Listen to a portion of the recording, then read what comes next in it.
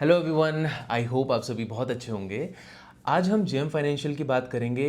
Again wealth management में है, asset management में है, प्राइवेट वेल्थ हो गया, डिस्ट्रीब्यूशन हो गया, ब्रोकिंग हो गया, इंस्टीट्यूशनल ब्रोकिंग। हिस्टोरिकली ये कंपनी जैसे कह सकते हैं इसका जो फाउंडेशनल बेस है वो है आईई, इंस्टीट्यूशनल एक्विटीज़ और इन्वेस्टमेंट बैंकिंग। या यहाँ इसका एकदम मोट है, बहुत मोट कहें, मोट ही कहेंगे बिकॉज जितने भी इसके पीयर्स हैं उनसे अलग खड़ा है ये उस वाले सेगमेंट में।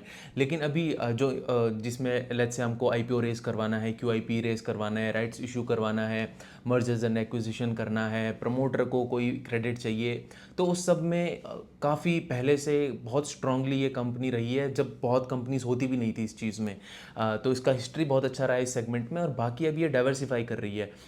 इस टाइम पे पिछले कई क्वार्टर से अगर आप फॉलो करते हैं जेएम फाइनेंशियल को, तो पहले बीच में इसका प्रॉब्लम हुआ था कुछ टाइम के लिए, फिर स्टॉक बहुत ज़्यादा गिर गया था, आई थिंक 80-90 रुपीज़ तक चला गया था। बट अब सारा उन्होंने कोर्स करेक्शन किया है। दो तीन अच्छे अच्छे डेवलपमेंट्स हैं, बाकी सारे हम डिस्कस करेंगे कि कहाँ ये डाइवर्सिफाई करने की कोशिश कर रहे हैं, वेल्थ मैनेजमेंट में इनके रेवेन्यूज़ कम क्यों हैं, yield as a percentage of AUM क्यों कम है, और बिकॉज ये फ्रंट लोडिंग कर रहे हैं इस टाइम पे सारा इन्वेस्टमेंट जो है, वेल्थ मैनेजर्स हो गए, रिलेशनशिप मैनेजर्स हो गए, ये सब हायर करने पे इस टाइम पे स्प्री उनकी चल रही है। और देखेंगे कॉस्ट, आप देखेंगे, मैं सब बताऊंगा, डिस्कस करूंगा। कॉस्ट काफ़ी ज़्यादा इनका बढ़ा है पिछले कुछ क्वार्टर्स में, तो आगे जाके इनको बेनिफिट मिलेगा इसी चीज़ का, बिकॉज ये सारा का सारा जो कॉस्ट है वो फ्रंट लोड कर रहे हैं, अभी पेन ले रहे हैं, बट आगे बिजनेस को ये फ्यूचर प्रूफ कर रहे हैं, ताकि आगे जाके ये सिर्फ एक या दो सेगमेंट में ना रहें। और जो इनका रियल स्टेट का जो होलसेल बुक है वो इन्होंने अब तो बॉटम आउट कर दिया है, बट आगे ये कह रहे हैं कि जो हम एडवेंचरस लोन्स नहीं देंगे रियल स्टेट में, बल्कि लोन्स नहीं देंगे, होलसेल ऐसे लोन्स नहीं देंगे जो कैश फ्लो से बैक ना हो। कोई इन्वेस्टमेंट ऐसा नहीं देंगे कि आपने लैंड खरीदने के लिए पैसा दे दिया तो वो दैट वुड बिकम इलिक्विड, आपने स्टार्टिंग में ही कंस्ट्रक्शन को फंड करने के लिए आपने लेंड कर दिया मनी किसी डेवलपर को, तो वो भी एक इलिक्विड है। कब बनेगा, कोई उसमें प्रॉब्लम आई, पॉलिसीज़ की प्रॉब्लम आई, गवर्नमेंट के साथ हर्डल आ गया, फ्लैट्स बिक नहीं रहे हैं, प्रॉपर्टीज़ जा नहीं रही हैं ओनर्स पे, रिस्पेक्टिव ओनर्स पे, तो वहाँ से फंड उनका इलिक्विड हो जाता है, वहाँ से इनको कैश फ्लो नहीं मिलता है। तो उस चीज़ की इन्होंने प्रॉब्लम फेस करी। अब उस बुक को वाइंड डाउन कर रहे हैं, 750 करोड़ के अराउंड इनका एनपीए है, एंड दे आर सेइंग कि 200 to 250 crore every year they will recover. जो रिकवरी होगी वहाँ से पैसा आएगा। तो काफ़ी अच्छे बिजनेस डेवलपमेंट्स हैं इस टाइम पे, और अगर ये बिजनेस में री रेटिंग की अपॉर्चुनिटी बन सकती है। Again as a standard disclaimer, no buy और sell recommendation, I am trying my best to help you out how to analyse this business, और एनी बिजनेस जो भी मैं डिस्कस करता हूँ, लेयर्स और लेयर्स और लेयर्स को खोल के हम रखते हैं यहाँ पे कि किस हिसाब से ये बिजनेस चलता है, इस इंडस्ट्री में चलता है। ओके। तो अगर हम इसको डिस्कस करने से पहले थोड़ा सा एज यूजुअल मैक्रो पे नज़र डालें, तो वीकेंड है, कोई बहुत ज़्यादा न्यूज़ नहीं है, चार्ली खर्क के बारे में बात चल रही है वहाँ पे, बट कोई फ़र्क नहीं पड़ता है एज एन इन्वेस्टर हमको उस न्यूज़ से। बाकी थोड़ा इंपॉर्टेंट ये हो जाता है कि डोनाल्ड ट्रंप ने अभी रिसेंटली बोला है कि जो नेटो कंट्रीज़ हैं, if they stop buying oil from Russia, then Donald Trump will be willing to implement even more harsher sanctions on Russia. तो देखेंगे किस हिसाब से होता है, and I think this is the right step, because NATO का war है, NATO की प्रॉब्लम है, तो नेटो बेसिकली आउटसोर्स क्यों कर रहा है यूएसए को, जो भी है, बहुत इसके पीछे बहुत सारी चीज़ें होती हैं। बट ठीक है, डोनाल्ड ट्रंप ने अभी साफ बोल दिया कि यार ये नेटो का प्रॉब्लम है, बहुत टाइम से कह रहे हैं, बट हाँ अभी नेटो का प्रॉब्लम है, नेटो सॉल्व करेगा। कोई बहुत ज़्यादा मेजर डेवलपमेंट नहीं है, बट लास्ट टाइम जो मैंने डिस्कस किया था फ्रांस का प्रॉब्लम, जहाँ पे पॉलिटिक्स का प्रॉब्लम चल रहा था, और ये भी डिस्कस किया था कि किस तरीके से ब्रिटेन में, जापान में, फ्रांस में, यूएस में बॉन्ड यील्ड्स बढ़ रही हैं। तो अभी रिसेंट न्यूज़ आया है, जो फिच है, आपको पता है क्रेडिट रेटिंग एजेंसी है, उसने फ्रांस के जो जो डेट होता है, जो कंट्री का डेट होता है, बेसिकली आप बॉन्ड समझ सकते हैं, कोई ट्रेजरी खरीद रहा है, बॉन्ड खरीद रहा है, तो उनकी जो सॉवरेन रेटिंग है डेट पे, उन्होंने ए नेगेटिव से डाउनग्रेड करके ए पॉजिटिव करी है, और ये इसी पॉलिटिकल टर्मोइल के बाद हुआ है। तो यहाँ से आपको समझना है कि इन कंट्रीज़ में इस टाइम पे डेट का बहुत इशू है। अब डोनाल्ड ट्रंप तो स्टेबल कॉइन्स को प्रमोट करने के चक्कर में, बिटकॉइन प्रमोट करने के चक्कर में लगे हुए हैं ताकि इवेंचुअली अपने डेट को ये किसी ना किसी स्कीम के थ्रू कह सकते हैं they can inflate away their debt. उसके बारे में हम कभी और बात करेंगे, that is a separate discussion, लेकिन बहुत इंपॉर्टेंट है, ये सब चीज़ें आपको पता होनी चाहिए। तो अगर हम बाकी जेएम फाइनेंशियल में आएँ तो इसके बिजनेस सेगमेंट डिस्कस करने से पहले आपको मैं इतना बता दूं कि ऑलरेडी मैंने मोतीलाल ओसवाल डिस्कस किया हुआ है बहुत डिटेल में, नुवामा वेल्थ को बहुत डिटेल में डिस्कस किया है। तो बिजनेस मॉडल इनका कह सकते हैं कॉपी पेस्ट है, कोई बहुत ज़्यादा फर्क नहीं है इनके बिजनेस मॉडल में, इसीलिए मैं बहुत ज़्यादा टाइम नहीं लूँगा और अपडेट्स पे मोस्टली मेरा फोकस होगा। लिंक मैं डिस्क्रिप्शन में डाल दूंगा अगर आपको बिजनेस मॉडल समझना है, बट थोड़ा बहुत इनसाइट्स तो मैं दे ही दूंगा ऑन द वे जैसे जैसे हम वीडियो को डिस्कस करते हैं। एक और न्यूज़ नुवामा में आई थी, I am discussing it before discussing JM financial, because Nuvama भी मैंने डिस्कस किया है, सो बहुत लोग एक्सपेक्ट करेंगे कि मैं उस चीज़ के बारे में अपडेट दूं। जो पीएजी ने स्टेक एक्वायर किया था, तो अब वो कह रहे हैं अभी उसकी आई थिंक उन्होंने 2600 करोड़ का स्टेक एक्वायर किया था, राइट। अभी उसका करंट वैल्यू क्या है, वो तो 2021 में किया था, तो अभी उसका करंट वैल्यू है 12,000 करोड़ का, जो जो भी उन्होंने स्टेक एक्वायर किया था उस टाइम पे। लेकिन न्यूज़ ऐसी आई, आई थिंक बहुत सारे चैनल्स में ऐसी न्यूज़ आई, इवन ब्लूमबर्ग में भी ऐसी न्यूज़ आई कि जो पीएजी है वो अपने स्टेक ऑफलोड करने की बात कर रहे हैं, and at a sharp hair cut off just 4,000 rupees. 2600 crore में एक्वायर किया वो मेजॉरिटी स्टेक उन्होंने नुवामा में, 12,000 करोड़ उसका अभी का प्रेजेंट वैल्यू है। और बात ऐसी चल रही है, न्यूज़ फ्लो ऐसा आ रहा है कि वो 4,000 में उस स्टेक को ऑफलोड करने की बात कर रहे हैं। सो आई रियली डोंट नो कि वहाँ पे क्या हो रहा है, कंपनी की तरफ से कोई डिस्क्लोजर नहीं आया है। एंड आई थिंक ये भी न्यूज़, बिकॉज बहुत ट्विटर पे भी यही बात चल रही है कि ये न्यूज़ फेक हो सकती है, न्यूज़ फ्लो गलत हो सकता है, and I also think that, because PAG पागल तो नहीं है कि अगर मार्केट वैल्यू उसके स्टेक को 12,000 करोड़ का मिल रहा है तो वो 4,000 करोड़ में क्यों बेचेगा उस स्टेक को। बट उसमें दो तीन एंगल्स और हैं। जेन स्ट्रीट का है, बिकॉज जेन स्ट्रीट उनका एसेट सर्विसेज में काफ़ी बड़ा क्लाइंट था और 20% of the revenue asset services वाले डिवीजन में नुवामा का वो जेन स्ट्रीट से आता था। तो जेफरीज का आई थिंक मैं नोट पढ़ रहा था, उन्होंने कहा है कि अगर जेन स्ट्रीट का जो प्रॉब्लम चल रहा है, अगर आपने नहीं पता है तो वो पढ़ लेना, अदरवाइज वीडियो बहुत लंबा हो जाएगा। उसमें जो प्रॉब्लम चल रहा है उनकी अर्निंग्स में 8% का हिट आ सकता है। आई डोंट, बहुत सारी चीज़ें मिक्स हैं, but I really don't think so कि पीएजी एक तो इतनी जल्दी बेचेगा नहीं स्टेक, बिकॉज अभी तो कैपिटल मार्केट्स इंडिया में कह सकते हैं फाउंडेशनल स्टेज पे है। यहाँ से बहुत लंबी जर्नी बाकी है कैपिटल मार्केट्स की, किसी भी साइड में हो, wealth management, asset management, capital markets, कुछ भी हो, यहाँ से बहुत बड़ी जर्नी अभी बाकी है। तो वो 12,000 का करंट स्टेक 4,000 में तो नहीं बेचेगा। सो आई डोंट थिंक वो न्यूज़ फ्लो कोई बहुत सॉलिड है या कोई क्रेडिबल है, बट वी नेवर नो, आगे देखेंगे कंपनी कैसे डिस्क्लोज करती है। फ्राइडे को तो इसका स्टॉक 4 पॉइंट समथिंग % ऊपर था, तो आई रियली डोंट नो को क्या हो रहा है वहाँ पे। बाकी अगर हम जेएम फाइनेंशियल में देखें, अगेन सेम चीज़ होती है इसके बिजनेस सेगमेंट्स में भी। कॉर्पोरेट एडवाइजरी, कैपिटल मार्केट्स, इसका ये पहला सेगमेंट है जहाँ ये हिस्टोरिकली सबसे स्ट्रॉन्ग है, बहुत स्ट्रॉन्ग है इस सेगमेंट में। ये कंपनी बहुत टाइम से आईपीओस करवा रही है, क्या क्या नहीं करवा रही है, इसके प्रोडक्ट्स एंड सर्विसेज एक बार हम देख लेते हैं। मर्जर्स एंड एक्विजिशंस हैं, रिस्ट्रक्चरिंग है, एडवाइजरी है, और आईपीओस वगैरह सब कुछ लेके आते हैं इस सेगमेंट में। कोई प्रमोटर, इनके क्लाइंट्स क्या होंगे, लेट्स से कोई प्रमोटर है जिसको QIP से फंड्स रेस करवाने हैं, कोई प्रमोटर है जिसको IPO लेके आना है, फ्रेश एक्विटीज़ उसको ऑफलोड करवानी है, या राइट्स इशू करवाना है, मर्जर्स करवाने हैं, एक्विजिशन करवाना है, तो वो जेएम फाइनेंशियल के पास जाएगा। और इसका यहाँ पे एक फ्लाईव्हील इफेक्ट होता है, वो मैं आगे जाके समझाऊंगा कि जो बिजनेस सेगमेंट्स हैं जेएम फाइनेंशियल के 3 4 5, जो भी बिजनेस सेगमेंट है apart from the housing segment, जो हाउसिंग अफोर्डेबल हाउसिंग में है, उसके अलावा जो इसके सेगमेंट हैं, और ये the same is true for Nuvama और जितने भी बाकी सारे ये हैं, तो इनका क्या है कि एक बिजनेस सेगमेंट जो है वो दूसरे को कॉम्प्लीमेंट करता है, तो दूसरा तीसरे को करता है, फिर तीसरा फर्स्ट को करता है, तो बहुत आपस में बहुत स्ट्रेंथ है इन बिजनेस सेगमेंट में, अगर ये आपस में हम इनको एज अ कंसोलिडेटेड देखें तो आगे जाके बताऊंगा जब मैं सारे डिस्कस करूंगा कि मैं किस फ्लाईव्हील इफेक्ट की बात कर रहा हूँ। तो ये सब होता है इस सेगमेंट में। प्राइवेट इक्विटी है, रिसर्च है, इंस्टीट्यूशनल इक्विटीज़ हैं, बेसिकली जो भी इस सेगमेंट में चीज़ें होती हैं। Q1 FY26 के हम हाइलाइट्स देख सकते हैं। 1 लाख करोड़ के 45 IPO ट्रांजैक्शन इन्होंने फाइल किए हैं। अब यहाँ पे है कि ये आगे जाके लिस्ट कब होंगे।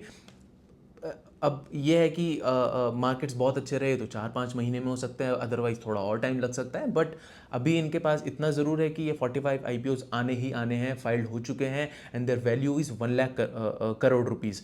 अब यहाँ पे ये है कि यहाँ पे 2-3 बैंकर्स भी अगर इनके होंगे और हम 2-3% का भी कट मान सकते हैं, कमीशन मान सकते हैं, तो 500 to 700 करोड़ ऑफ रेवेन्यू का विजिबिलिटी बनता है यहाँ से इस वाले सेगमेंट में। तो आगे जाके ये सेगमेंट अच्छा करेगा as these IPOs come live, तो वो चीज़ हमको देखनी पड़ेगी। और that's why I am saying कि यहाँ से री रेटिंग की अपॉर्चुनिटी बन सकती है, but again a standard disclaimer अगर मैंने पहले नहीं दिया है तो मैं फिर दे दूँ, this is not a buy और सेल रिकमेंडेशन। मेरा काम है आपको बहुत अच्छे से हेल्प करना, बिजनेस के मॉडल को समझने में, पैसा कब डालना है कब नहीं डालना है, बेचना है खरीदना है, मुझे भी पर्सनली फ़र्क नहीं पड़ता है आप क्या करो अपने पैसे का। तो मेरे से ये उम्मीद मत करना कि मैं आपको एंट्री बताऊंगा, एग्जिट बताऊंगा या होल्ड करने को बोलूँगा, ये उम्मीद मत करना मेरे से।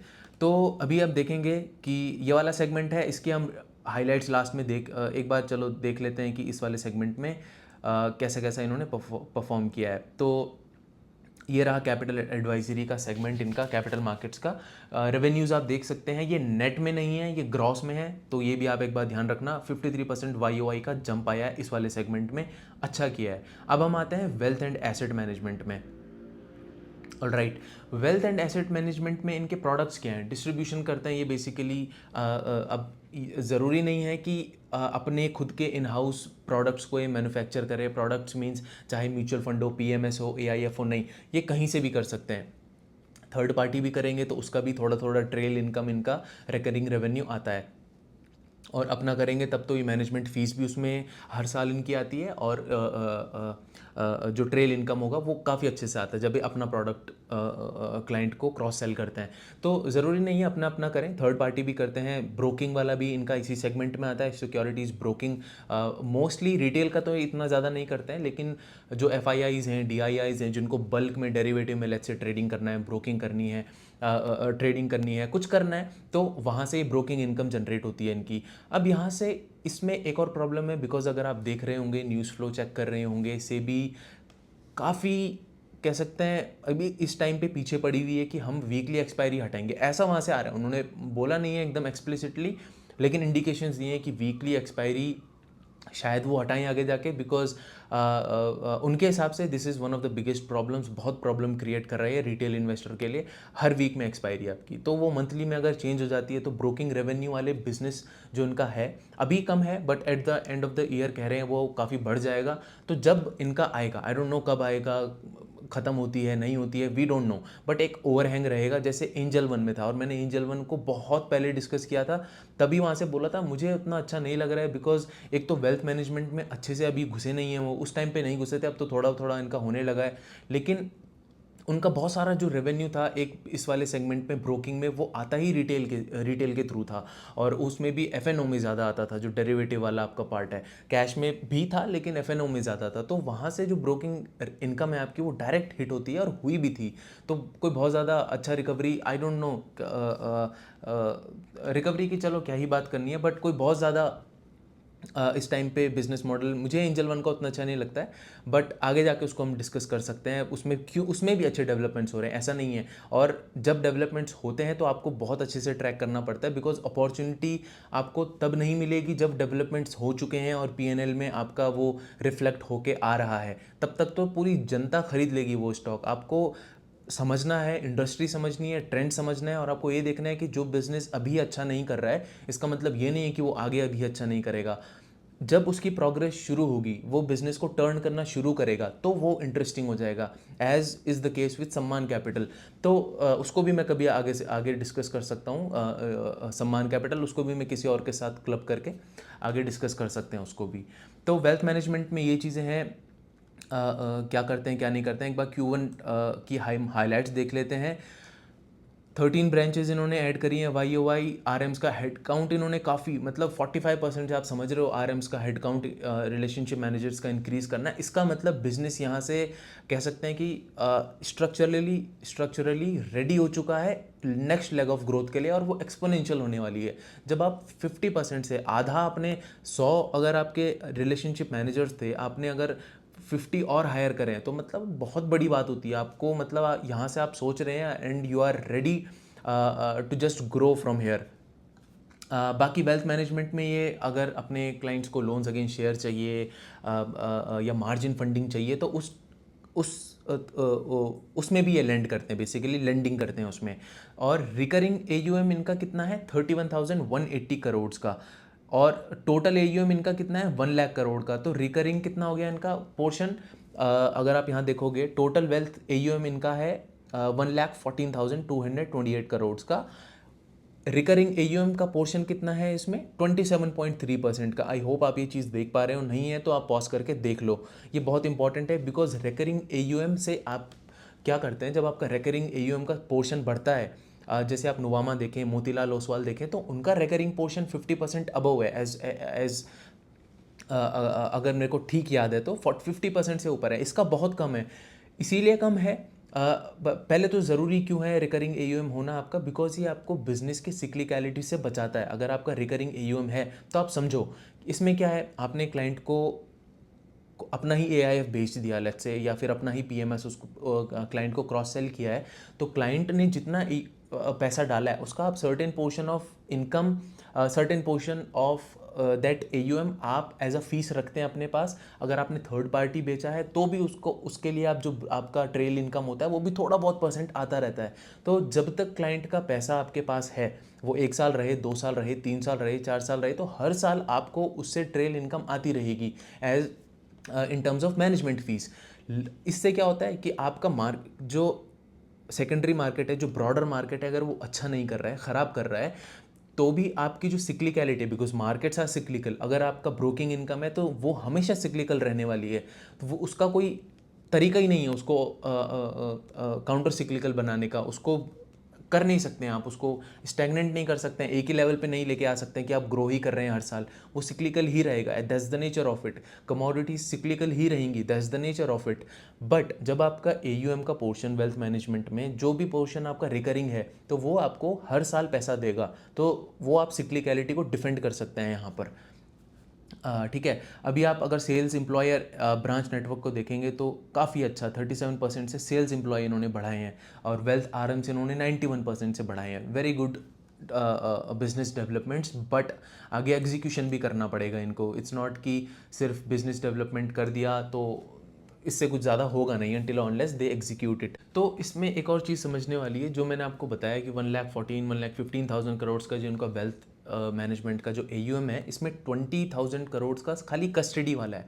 इसमें इनको बहुत ज़्यादा ट्रेल इनकम नहीं मिलता है, ईल्ड इसमें बहुत कम है। आप ये इसको ऐसे समझें कि लेट्स से किसी क्लाइंट ने HDFC का डायरेक्ट फंड खरीदा है, रेगुलर नहीं, डायरेक्ट फंड खरीदा है, और सिर्फ नुवामा को यूज़ किया एज अ प्लेटफॉर्म, तो नुवामा उससे कोई बहुत ज़्यादा इनकम नहीं जनरेट कर पाएगा, कोई बहुत ईल्ड नहीं जनरेट कर पाएगा, because that's a direct fund. वो क्लाइंट को एडवाइस नहीं कर रहे हैं कि आपको कब चर्न करना है, कब आपको इससे शिफ्ट करके उसमें जाना है, तो वो वहाँ से कोई इनकम नहीं, बहुत अच्छी नहीं है। इट्स नॉट कि वो कोई ईल्ड नहीं है वहाँ से कस्टडी वाले से। 20,000 करोड़ जो पोर्शन है आउट ऑफ 1,15,000 करोड़ का, तो 20,000 करोड़ से बहुत इनकम नहीं है। बट जो भी क्लाइंट इनके प्लेटफॉर्म में हैं, तो कंपनी का, तो हमेशा कंपनी का मैनेजमेंट कहेगा कि इनको हम क्रॉस सेल करेंगे, या इनसे स्टिकीनेस बढ़ाएंगे, या फिर wallet share among them, we will increase our wallet share among them.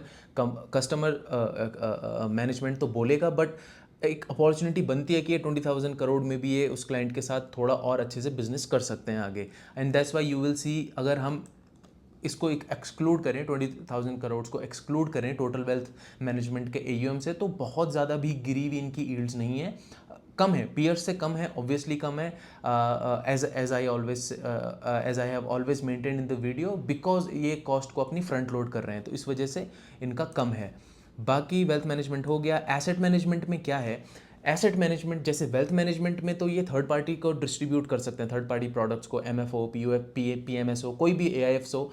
लेकिन एसेट मैनेजमेंट जब है, जब हम एसेट मैनेजमेंट की बात करते हैं, तो उसमें बहुत कंपलसरी होता है कि आपको अपना ही प्रोडक्ट बेचना है, इन हाउस प्रोडक्ट इनका होगा। और JM फाइनेंशियल के आपने देखे होंगे बहुत सारे प्रोडक्ट्स हैं, तो म्यूचुअल फंड है, इक्विटी, डेट, AIFs हैं, तो वो अपने क्लाइंट को सेल करते हैं, यहाँ से मैनेजमेंट फीस जनरेट करते हैं, as a percent of AUM, तो यहाँ से भी इनका अच्छा जनरेट होता है। अगर आप देखेंगे क्लोजिंग MF AUM इनका Q1 का कितना है, 13,901 करोड़ का। इसमें से भी अगर आप देखेंगे जो इक्विटी का पार्ट है, सिर्फ इक्विटीज़ का, वो है 11,538। और इक्विटी का अलग से समझाना इसीलिए ज़रूरी है बिकॉज जो इनकम है वो इक्विटीज़ MF में सबसे ज़्यादा होती है, तो जितना इक्विटीज़ का पोर्शन बढ़ता है that is always a good sign. SIP book per month इनकी अभी कम है, but as I have always mentioned, अभी ये इसमें घुसने की अच्छे से घुसे नहीं हैं, कोशिश कर रहे हैं इसको यहाँ से बहुत अच्छे से इनका रनवे अपना बना रहे हैं ताकि स्मूथ और कंसिस्टेंट ग्रोथ हो आगे जाके, बट अभी बहुत ज़्यादा नहीं है। ओके, अब हम देख लेते हैं प्राइवेट मार्केट्स। प्राइवेट मार्केट्स में बेसिकली क्या होता है, अब इसको समझने के बाद हम डायरेक्टली समझेंगे जो मैंने स्टार्टिंग में बोला था, फ्लाई व्हील क्या होता है। तो प्रोडक्ट सर्विसेज आप देख लो, क्लाइंट्स इनके कौन से हो सकते हैं प्राइवेट में, कॉरपोरेट्स हो सकते हैं, प्रमोटर्स हो सकते हैं, कोई भी आपका हाउसिंग फाइनेंस कंपनी है या NBFC है, तो वो आपके क्लाइंट्स हो सकते हैं इस वाले सेगमेंट में। बाकी प्रोडक्ट्स एंड सर्विसेज देखेंगे तो प्राइवेट क्रेडिट है, किसी कॉरपोरेट को आप किसी कॉरपोरेट पे जा रहे हैं, उसको पैसा चाहिए या फिर स्ट्रक्चर्ड क्रेडिट चाहिए, या फिर bespoke क्रेडिट हम उसे कहते हैं, कस्टमाइज्ड क्रेडिट चाहिए, तो वो यहाँ से कर सकते हैं। इस वाले बिजनेस सेगमेंट में ये सब चीज़ें होती हैं। सिंडिकेशन है, आपको लेट्स से एक AIF बनाना है आपको और उस AIF में पैसा लेके आना है, तो आप किसी पे भी जा सकते हैं। आप सब HNIs पे जाएंगे, अपने जो क्लाइंट्स हैं आपके UHNIs हैं, तो उन सब से आप पैसा पूल करके जिसको भी आपको क्लाइंट को आगे देना है या फिर अपने ही स्कीम में किसी में डालना है या अपने ही AIF में किसी में डालना है, तो वो प्राइवेट मार्केट्स में वो काम हो सकता है। प्राइवेट मार्केट में आपको ये समझना है, जब जो चीज़ लिस्टेड नहीं है, जो चीज़ स्ट्रक्चर्ड नहीं है, जो चीज़ स्टैंडर्डाइज नहीं है, और जिस चीज़ के लिए आपको बहुत सारा पैसा चाहिए, लेट्स से अगर AIF में आपको डालना है और कंडीशन है कि क्लाइंट का जो नेटवर्थ है that should be more than 1 crore, तो वो सब आता है प्राइवेट मार्केट में। आपका ये उतना स्ट्रक्चर्ड नहीं होता है, स्टैंडर्डाइज नहीं होती है ये चीज़ें, तो वो चीज़ आपको ध्यान देनी है। चाहे वो रियल स्टेट इन्वेस्टमेंट REITs जिनको हम कहते हैं, ट्रस्ट हो, उसमें आपको पैसा डालना है, तो वो सब चीज़ें आपकी आती हैं प्राइवेट मार्केट्स में। ओके, अब इसमें कुछ चीज़ें हैं बहुत इंपॉर्टेंट होंगी, आपको वो भी समझनी पड़ेंगी। तो इन line with guidance, Q1 FY25 की बात कर रहे हैं। In line with guidance, loan book has reduced to ₹5649 crore in Q1 FY26 versus 9901 crore in Q1 FY25। तो जब मैंने आपको स्टार्टिंग में बोला था कि इसका एक सेगमेंट ये डी ग्रो कर रहे हैं एंड कॉन्शियसली डी ग्रो कर रहे हैं, इट्स नॉट कि हो नहीं रहा है, उनसे ग्रोथ नहीं आ रही है, वो कॉन्शियसली डी ग्रो कर रहे हैं इस सेगमेंट को। तो उसमें आपको दूसरा भी चीज़ देखो, मैं दिखाऊंगा कौन सी फोकस्ड है, कौन सी नॉन फोकस्ड AUM है इस टाइम पे इनका, बट पहले इसके हाईलाइट्स देख लेते हैं, इट इज़ वेरी इंपॉर्टेंट। तो इसमें strong recoveries in real estate stressed assets, because उनको दिक्कत आई तभी, ऑब्वियसली जब कोई बिजनेस वाइंड डाउन करता है मैनेजमेंट, तो मोर और लेस हमेशा यही देखा गया है कि उसको प्रॉब्लम्स आ रही हैं उस बिजनेस सेगमेंट में, या फिर वो ठीक से मैनेज नहीं कर पा रहे हैं, बहुत सारी चीज़ें होती हैं, तभी वाइंड डाउन करते हैं। अगर कोई ग्रोथ कर रहा होता बिजनेस सेगमेंट, तो या तो उसको वो अलग से डीमर्ज करवा के लिस्ट करवा देते, लेकिन जब आप डीग्रो कर रहे हैं तो इसका मतलब ये है कि वो बिजनेस सेगमेंट में इनको परेशानी आई and they are now recalibrating their strategy. जो मैंने आपको स्टार्टिंग में बताया कि अब ये जो रियल स्टेट में जो पैसा डालते हैं, जो लोन्स आगे प्रोवाइड करते हैं, प्राइवेट क्रेडिट आगे प्रोवाइड करते हैं, अब क्या करते हैं, ये कैश फ्लो बेस्ड होता है कि वहाँ से कैश फ्लो आएगा, जैसे कि AIFs में होता है, या फिर आप REITs में पैसा डालो, या फिर इन्वेट्स में आप जब पैसा डालते हैं, तो वो जो इन्वेस्टमेंट ट्रस्ट होता है वो किसी एक एसेट से बैक्ड होता है। लेट्स से कोई रोड है या फिर कोई पावर प्लांट है, तो जो भी जिसके पास भी उसका इक्विटी है उस ट्रस्ट की, तो हर महीने, हर साल, क्वार्टरली, जैसा भी आपका प्लान है डिस्ट्रीब्यूशन का, तो वहाँ आप क्वार्टरली रेवेन्यू जनरेट करते हैं। फिर उस रेवेन्यू में जो भी रेवेन्यू जनरेशन है उसका 90% आपको क्लाइंट्स को, अपने इन्वेस्टर्स को डिस्ट्रीब्यूट करना होता है। तो दैट इज़ टू से कि कैश फ्लो बैक्ड होना चाहिए। ऐसा नहीं है कि आपने किसी बिल्डर को लैंड खरीदने के लिए HNIs UHNIs से पैसा उठाया, प्राइवेट क्रेडिट आगे किसी बिल्डर को दे दिया, अब लैंड तो स्टक हो जाएगी, वो इलिक्विड है, बेच नहीं सकते हैं, तो वो चीज़ें अब ये नहीं कर रहे हैं आगे जाके। उस चीज़ में। बट अब ये कह रहे हैं कि हाँ, इससे ज़्यादा हम कह सकते हैं कि यहाँ पे बॉटम आउट हो चुका है जो इनका रियल एस्टेट वाला बुक था। Now everything will be cash flow backed आगे से। ओके, अब स्ट्रॉन्ग रेजोल्यूशन पाइपलाइन, इसमें बाय द वे इनका ARC का भी बिजनेस आता है, JMFRC। तो JMFARC जो इनकी JM फाइनेंशियल की ARC वाली आर्म है। ARC का काम क्या होता है? बेसिकली किसी NBFC या फिर किसी भी फाइनेंशियल इंस्टीट्यूशन से स्ट्रेस्ड एसेट को खरीदना। स्ट्रेस्ड एसेट मतलब लेट्स से किसी NBFC ने किसी बिल्डर को पैसा दिया था या फिर किसी कंपनी को पैसा दिया था, कुछ भी हो सकता है, जहाँ से अब वो NPA में कन्वर्ट हो गया, वहाँ से पैसा नहीं आ रहा है और अब बैंक बहुत परेशान हो रहा है, अपने कोर बिजनेस में फोकस नहीं कर पा रहा है, रिकवरी में सारा टाइम जा रहा है। तो वो क्या करता है, लेट्स से 1000 करोड़ का एसेट था जो ख़राब हुआ है, NPA हो गया है, तो वो 600 करोड़ में, 700 करोड़ में, जिस हिसाब का एसेट है, अगर इरिकवरेबल है, बहुत प्रॉब्लम आ रहा है, नहीं होगा रिकवर, लग रहा है आधा भी रिकवर नहीं होगा, तो 400-500 करोड़ में वो एसेट को बेच देगा ARC को। अगर लगता है कि यार ये एसेट ठीक है, यहाँ से एटलीस्ट 80% रिकवरी हो जाएगी, तो वो 800 करोड़ में दे देगा। तो उसके बाद ARC क्या करता है, सिक्योरिटी रिसीट्स को इशू करवाता है सारे इन्वेस्टर्स को, जो जिसको भी पैसा चाहिए, पेंशन फंड है, कोई म्यूचुअल फंड है, या जिसको भी चाहिए वो। तो वहाँ से जैसे जैसे रिकवरी होती है उसका 90% आएगा पैसा इनके पास। तो जो बैंक है जिसने ARC को बेचा है अपना बैड लोन, तो उसका भी 15% सिक्योरिटी रिसीट में हिस्सेदारी होती है। और जो ARC है, जिसकी ARC की आर्म है JM फाइनेंशियल, उसका भी 15% होगा या 2.5% of the security receipts, whichever is higher. तो वो भी अभी रूल्स चेंज हुए थे, बहुत ज़्यादा टाइम नहीं हुआ उनको चेंज हुए। तो वहाँ से ऐसे बेसिकली मेरा आपको समझाने का मतलब ये है कि ARCs फंक्शन कैसे करते हैं और ये क्या क्या करते हैं। अगर इन्होंने सिक्योरिटी रिसीट में लेट्स से 15% सिक्योरिटी रिसीट्स इन्होंने खरीदी है, JMFARC ने खरीदी है, जो इनकी एंटिटी है, जो ARC वाली एंटिटी है, तो जो भी रिकवरी होगी उसका 15% इनको मिलेगा। दूसरा, बिकॉज ARC को ये मैनेज भी तो कर रहे हैं, तो मैनेजमेंट फीस भी ये जनरेट करते हैं ARC से। तो ARC का बिजनेस मॉडल ये है बेसिकली, मोटा माटी। It's not the complete business model, but अगर मैं वो डिस्कस करूंगा तो वीडियो आई डोंट नो कितना लंबा हो जाएगा। तो ये है strong resolution pipeline for the asset reconstruction business. JMFARC share of recovery over the last 12 months of 1368 crore and use primarily to repay debt. आपको ये दिखाने का मतलब है कि जो ARC है वहाँ से रिकवरीज अच्छी हो रही हैं, strong recoveries are happening in this ARC business. Okay, अब यहाँ पे आप देखो फोकस्ड लोन बुक। इसमें आप देखोगे रियल स्टेट का सेगमेंट Q2 FY25 से Q3 FY25 आते आते फिर Q1 FY26 तक कितना कम हो गया है। And now they are saying कि ओके, ये हमको लगता है कि we are comfortable with this on balance sheet exposure for the real estate segment. अब जो bespoke क्रेडिट है, bespoke क्रेडिट मतलब कस्टमाइज क्रेडिट आप इसको कह सकते हैं। किसी प्रमोटर को चाहिए, किसी कॉरपोरेट को चाहिए, किसी को भी चाहिए बेसिकली कस्टमाइज क्रेडिट, तो वो उस वाले सेगमेंट को तो ऑब्वियसली ये बढ़ाएंगे, धीरे धीरे उसको भी बढ़ाएंगे। बाकी 9 to 12 मंथ्स में ये जो नॉन कोर लोन बुक है सब्सटेंशियली रन डाउन करेंगे इसको। इसमें आपको दिखाने लायक क्या है बाकी, लोन्स अगेंस्ट शेयर, बेसिकली इसमें लोन्स अगेंस्ट शेयर्स भी आते हैं, जो मैंने आपको bespoke क्रेडिट बताया, it is a part of that.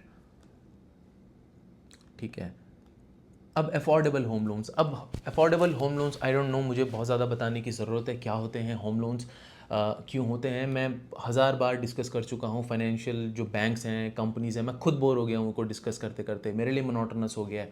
तो बहुत सारी आपको वीडियो मिल जाएंगी इस चैनल पे, बैंक्स की, NBFCs की, नॉन लेंडिंग फाइनेंस कंपनीज़ की, हाउसिंग फाइनेंस कंपनीज़ की, भर भर के वीडियो हैं इस चैनल पे, जाके देख लेना तो समझ आ जाएगा अफोर्डेबल होम लोन्स या होम लोन्स बेसिकली कैसे काम करते हैं। सैलरीड पीपल को भी ये लोन देते हैं, सेल्फ एम्प्लॉयड को भी देते हैं, and I think the ratio is 41% salaried को, 59% सेल्फ एम्प्लॉयड को। लेस देन 10 लाख रुपीज़ का एवरेज टिकट साइज़ है, loan to value is 59%। Means अगर 10 लाख का घर है तो सिर्फ 59% का ही उस पर लोन मिलेगा, तो लोन टू वैल्यू इज़ 59%। बाकी इसमें आप देख सकते हैं कि किस हिसाब से इनके डेवलपमेंट्स हैं। इसमें एक इम्पॉर्टेंट चीज़ ये थी कि इन्होंने स्टेक बेचा था बजाज एलियांज को। जस्ट अ सेकेंड, हाँ, इन्होंने 2.1% स्टेक बजाज आलियांज को इंश्योरेंस को बेचा था और आई थिंक 500 समथिंग करोड़ में बेचा था। तो इसका वैल्यूएशन निकल के आ रहा है उस डील के हिसाब से 3100 करोड़ का। AUM अभी कितना है? AUM is 2911 crore. 3000 करोड़ का मान लो, धीरे धीरे ये 5000 में लेके जाएंगे आई थिंक 2 साल में, और FY30 तक ये लेके जाएंगे 10,000 करोड़ का AUM।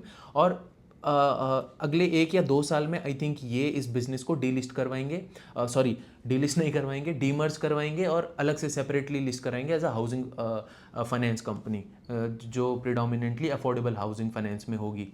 तो ये भी ठीक है। अब देखो, हाउसिंग फाइनेंस का जो बिज़नेस है इट इज़ नॉट कॉम्प्लिकेटेड, इसमें बहुत ज़्यादा NPAs नहीं होते हैं। अगर आपके हाउसिंग फाइनेंस वाले बिजनेस में भी NPAs आ रहे हैं बहुत ज़्यादा, तो फिर वो मैनेजमेंट ही नहीं कर पा रहे, ठीक, and it is not competent enough.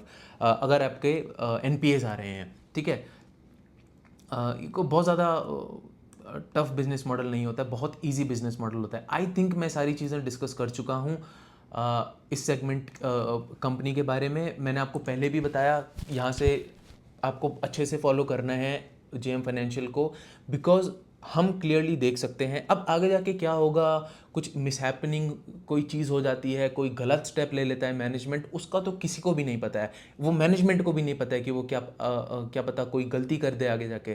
तो हम डर नहीं सकते हैं, बट यहाँ से हमको क्लियरली दिख रहा है कि हर बिजनेस सेगमेंट में except for the broking, but वो कोई बहुत ज़्यादा पार्ट नहीं है, तो ब्रोकिंग में प्रॉब्लम्स तो आएंगी, उसका आ सकती हैं, बहुत चांसेस हैं, बिकॉज सेबी का क्रैकडाउन चल रहा है एक्सपायरीज पे, तो वो तो प्रॉब्लम है। बट अपार्ट फ्रॉम दैट इनका कैपिटल मार्केट्स का अच्छा चल रहा है, वेल्थ मैनेजमेंट का अच्छा चल रहा है, एसेट मैनेजमेंट अच्छा चल रहा है, मीन्स आगे जाके ग्रोथ आएगी। अभी मार्जिन्स कम है बट आगे जाके ग्रोथ आएगी। अफोर्डेबल हाउसिंग फाइनेंस अच्छा चल रहा है, प्राइवेट वेल्थ अच्छा चल रहा है, और चाहिए क्या? सारी चीज़ें अच्छी चल रही हैं, ग्रोथ रनवे क्लियर दिख रहा है। अब आपका काम क्या है? मेरा भी वही काम रहेगा, इट्स नॉट कि मैं वो चीज़ नहीं करूँगा। मैं भी क्वार्टर ऑन क्वार्टर जैसे कंपनी रिजल्ट निकालती है, हमको देखना है कि कंपनी ने जो पहले कहा था, is the company achieving all the goals, और नहीं तो नहीं कर रही है तो क्या गलती हुई, वन टाइम गलती थी, नहीं थी, क्या ये रिपीट कर रही है मैनेजमेंट बार बार गलती, तो वहाँ से आपको उस हिसाब से डिसीजन लेना पड़ता है आपके रिस्क प्रोफाइल के हिसाब से। But again I am not you financial advisor, मेरे से कोई एडवाइस मत लेना, सीखना है फील फ्री, मुझे कोई प्रॉब्लम नहीं है, बट मेरे से कोई एग्जिट, सेल, बाय, एंट्री, ये सब चीज़ें मुझे पसंद नहीं है। ये मैं अपने लिए मैं डिसीजन ले सकता हूँ, अच्छे से लेता हूँ, मुझे पता है, बट मैं आपके बिहाफ पे नहीं ले सकता हूँ। सो इस वीडियो को इतना ही रखते हैं, and I will see you in the next video. कोई प्रॉब्लम है, let me know in the comments, I will be happy to help you guys. Thank you so much for watching this video.